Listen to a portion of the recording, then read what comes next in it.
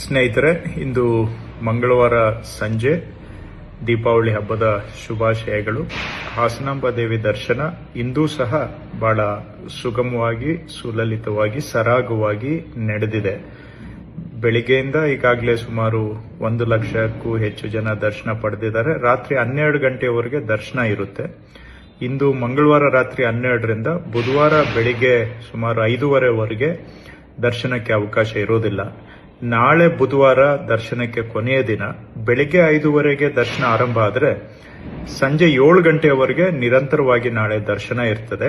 ಆದರೆ ತಮ್ಮಲ್ಲಿ ಮನವಿ, ಮಧ್ಯಾಹ್ನದ ನಂತರ ಬರುವಂತವರು ಏನೇ ಇದ್ರೂ ಕೂಡ 2-3 ಗಂಟೆ ಆಸುಪಾಸಿನಲ್ಲಿ ಬಂದ್ರೆ ಸುಗಮವಾಗಿ ದರ್ಶನ ಆಗುತ್ತೆ.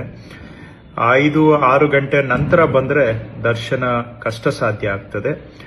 ಅಂತಿಮವಾಗಿ ನಾಳೆ 7 ಗಂಟೆಗೆ ದರ್ಶನ ಮುಕ್ತಾಯವಾಗ್ತದೆ. ಅದರ ನಂತರ ಸಿದ್ದೇಶ್ವರ ಸ್ವಾಮಿ ಜಾತ್ರಾ ಮಹೋತ್ಸವ ಹಾಗೂ ನಾಳದ್ದು ಪೂಜೆ ಪುರಸ್ಕಾರಗಳೊಂದಿಗೆ ದೇವಾಲಯ ಮುಂದಿನ ವರ್ಷದವರೆಗೆ ಬಾಗಿಲಾಕುವಂತಹ ಪೂಜೆ ಇರ್ತದೆ. ಮತ್ತೊಮ್ಮೆ ತಮ್ಮಲ್ಲಿ ಮನವಿ, ನಾಳೆ ಬುಧವಾರ ಕೊನೆ ದಿನದ ಸಾರ್ವಜನಿಕ ದರ್ಶನ 7 ಗಂಟೆಗೆ ದರ್ಶನ ಮುಕ್ತಾಯವಾಗ್ತದೆ. ಬರ್ತಕ್ಕಂಥವರು 4 ಗಂಟೆಗೆ ಮೊದಲೇ ಬಂದ್ರೆ ದರ್ಶನ ಸುಗಮವಾಗಿ ಆಗ್ತದೆ. ನಂತರ ಬಂದವರಿಗೆ ದರ್ಶನ ಸ್ವಲ್ಪ ಕಷ್ಟ ಸಾಧ್ಯ ಆಗುತ್ತೆ.